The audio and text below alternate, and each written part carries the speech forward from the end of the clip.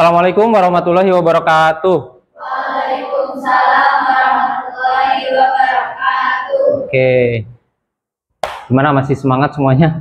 Udah jam makan siang ya? Alhamdulillah ya. Masih semangat semuanya? Oke. Good. Oke, untuk sekarang kebetulan ketemu lagi sama Bapak ya. Nah, tapi sebelumnya sebelum kita mulai belajar, alangkah baiknya untuk baca doa terlebih dahulu ya. Time-nya silahkan dipimpin, baca doa terlebih dahulu, boleh.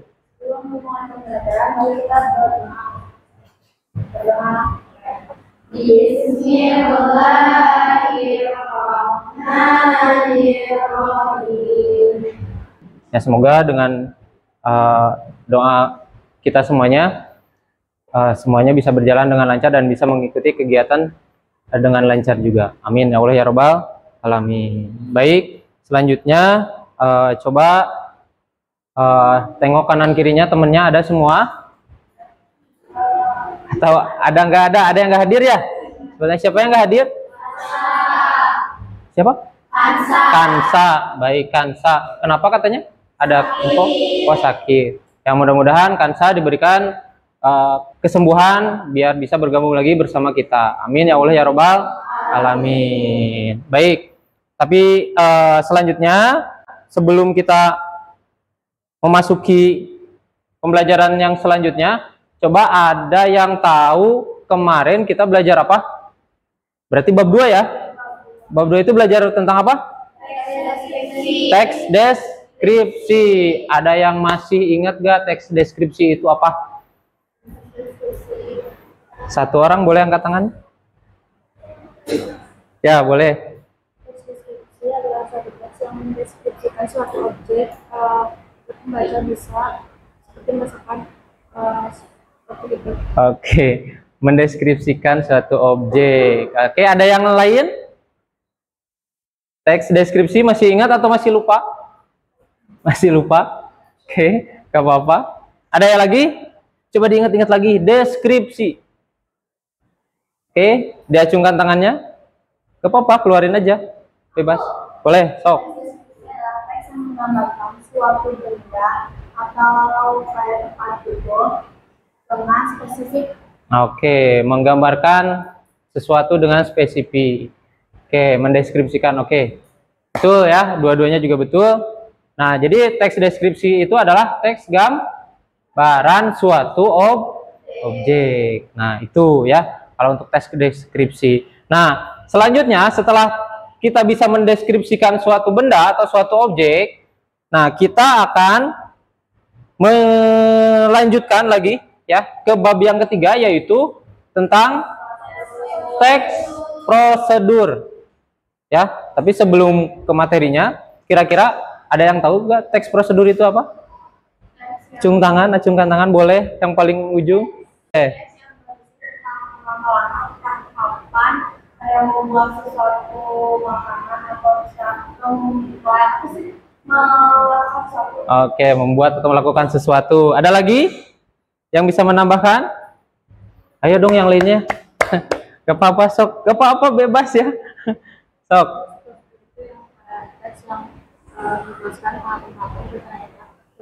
Membuat sesuatu atau membuat sesuatu gitu. Oke, melakukan cara sesuatu.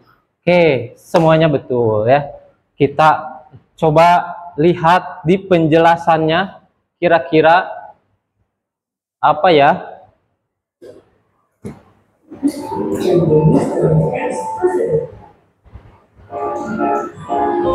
Yang pertama, kita akan membahas mengenai pengertian teks prosedur. Kira-kira ada yang tahu? Nah, apa itu teks prosedur? Sebelum mempelajari, pernah Anda melakukan atau mengoperasikan sesuatu untuk pernah bukan? Nah, sebelumnya kalian pernah nggak melakukan atau membuat sesuatu? Pernah ya? Oke. Saat kalian melakukan atau mengoperasikan sesuatu hal, tentu terdapat pengalaman atau menjalankannya Contohnya, saat kalian membuat pemesan atau merancang sebuah mainan. Nah, tahapan atau langkah itulah yang dinamakan dengan prosedur. Dalam Kamus Besar Bahasa Indonesia atau KBBI, kata prosedur diartikan sebagai tahapan kegiatan untuk menyelesaikan suatu aktivitas. Maka dari itu, teks prosedur adalah teks yang berisi tentang cara untuk melakukan suatu hal yang dilaksanakan dan dilakukan secara berulang, sehingga mampu menghasilkan suatu tujuan yang diinginkan. Oke, bisa dipahami?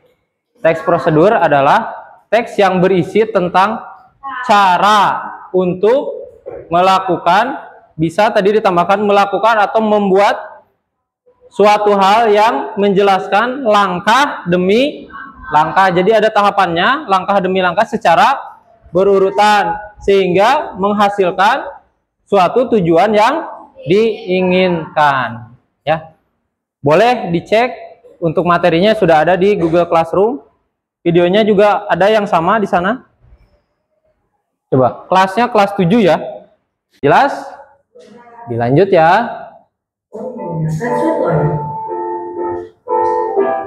Selanjutnya, kita akan membahas ciri-ciri teks prosedur. Kira-kira apa saja ya ciri-ciri teks prosedur? Nah, ciri-ciri teks prosedur. Ciri yang pertama ialah kalimat yang digunakan berupa kalimat perintah, saran. Yang pertama, kalimat yang digunakan berupa kalimat perintah atau saran. Nah, jangan dulu ada yang nulis. Ya, nanti aja. Ya, kan udah ada di laptop. Ya, gak bakalan kemana-mana. Ya, nanti aja.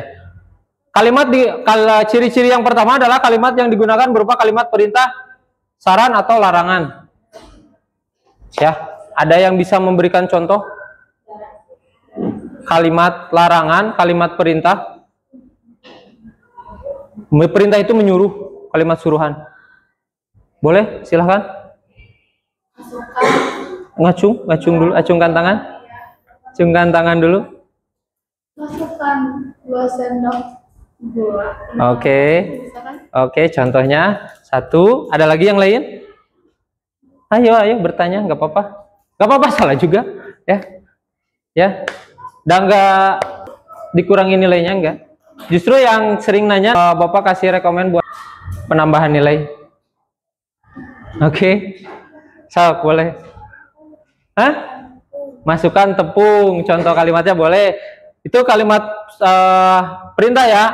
Saran atau larangan, ada yang lainnya? Jangan terlalu banyak memasukkan garam, ya. Oke, ayo, apa? Setelah sekian lama. Jangan terlalu banyak telur, ya. Karena telurnya sudah ada. Oke. Ada lagi? Ya, boleh. Ada lagi?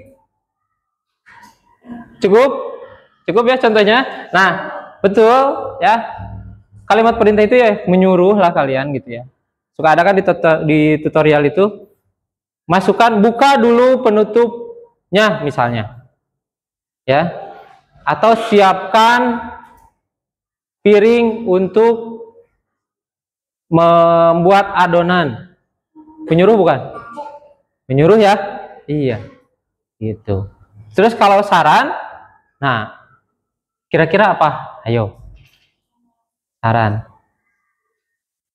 Contohnya aja, sob. Kalau mau pengertian boleh. Ayo, saran yang ngasih saran gitu ya. Alangkah baiknya disajikan selagi hangat. Tapi kalau misalnya jangan, nah itu berarti kalimatnya larangan. Kalau jangan berarti melarang. Bisa dipahami? Ada yang mau ditanyakan? Oke, lanjut ya. Ciri yang kedua, terdapat panduan mengenai langkah-langkah yang harus dilakukan. Roti instan dan disusun secara sistematis dan terurut. Ciri yang pertama ialah kalimat langkah-langkah yang harus Terdapat panduan langkah melakukan. Ada ya? Langkah pertama, siapkan alat dan bahan. Misalnya langkah kedua, pecahkan 2 telur. Misalnya langkah ketiga, masukkan tepung. Ya, langkah keempat, masukkan gula. Langkah kelima, aduk. Ya, langkah keenam, balikin adonannya. Enggak ya. Nah, pokoknya tahu ya tahapannya, langkah-langkah itu seperti apa. Berarti ada acuan langkah pertama, langkah kedua, dan langkah ketiga. Itu kegiatan pertama, kegiatan disusul dengan kegiatan kedua, disusul lagi dengan kegiatan yang ketiga. Ya, itu ciri-cirinya. Pasti ada langkah-langkahnya. Ciri yang ketiga, memuat aturan atau batasan dalam bahan ataupun proses langkah tertentu. Ya, yang ketiga memuat aturan atau batasan dalam bahan ataupun proses. Ya kayak tadi, ya, pecahkan 2 telur, berarti gak boleh lebih. Ya. Terus masukkan 1 sendok makan, 1 aja, nggak boleh lebih.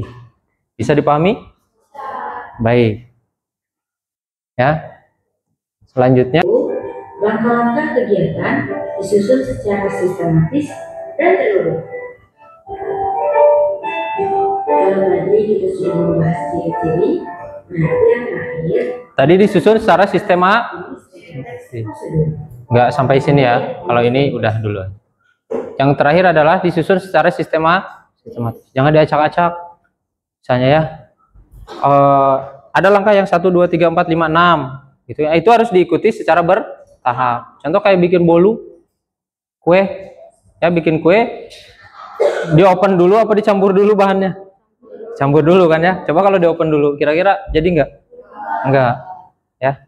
Terus kayak kalian teks prosedur misalnya menggunakan Google Classroom. Ada kan tahapannya? Udah cukup. Ya. Bisa dipahami sampai sini? Coba ada yang mau ditanyakan? Cukup jelas ya? Baik. Semuanya. Nah, barusan kan materinya sudah ada ya. Di laptop juga sudah ada sebetulnya. Coba silakan, ada yang mau bertanya terlebih dahulu? Ya, boleh, silakan. Kalau misalkan kita yang membuat tahapan tentang membuat suatu barang dari barang bekas itu masuk ke teks prosedur kan? Membuat sesuatu dari barang bekas mungkin ya. Nah, itu juga bisa ya, bisa masuk ke salah satu teks prosedur. Kan membuat sesuatu, ada langkah-langkahnya berarti ya. Nah, itu juga masuk. Ada lagi yang lain? Iya, boleh. Membuat game sederhana di laptop, ya. Itu juga bisa salah satu termasuk teks prosedur. Oke, bisa dipahami? Saya. Iya, baik teks prosedur ataupun yang kemarin itu teks apa? Teks deskripsi, itu kedua-duanya bisa dan berguna di dalam kehidupan kita sehari-hari. Bahkan tanpa sadar kita juga sering menggunakan teks-teks tersebut. Teks prosedur juga, apalagi ya, apalagi kaum perempuan ya, biasanya suka berkreasi, betul ya, baik itu di pembelajaran ataupun di dunia perdapuran ya. Dunia perdapuran, kalian kan kalau di rumah ya, mau nyoba ini, atau misalnya ada mie terbaru ya, nyobain nggak? Ya, nyobain. Untuk selanjutnya silahkan dibuka lembar kerja yang ada di kelas masing-masing ya, sudah tersedia ya. Silahkan untuk dijawab dalam waktu 10 menit saja. Kalau tidak ada pertanyaan ya, mudah-mudahan pembelajaran hari ini bisa diaplikasikan dalam kegiatan sehari-hari ya, baik di sekolah ataupun di rumah ya. Demikian untuk pembelajaran hari ini. Mari kita tutup bersama-sama dengan mengucapkan hamdalah bersama-sama. Alhamdulillahirabbil alamin. Terima kasih semuanya dan jangan lupa untuk mempelajari yang materi yang selanjutnya masih tentunya tentang teks prosedur, namun ditambah lagi menjadi jenis teks prosedur. Baik, terima kasih. Assalamualaikum warahmatullahi wabarakatuh. Waalaikumsalam warahmatullahi wabarakatuh. Ya, beres. Alhamdulillah.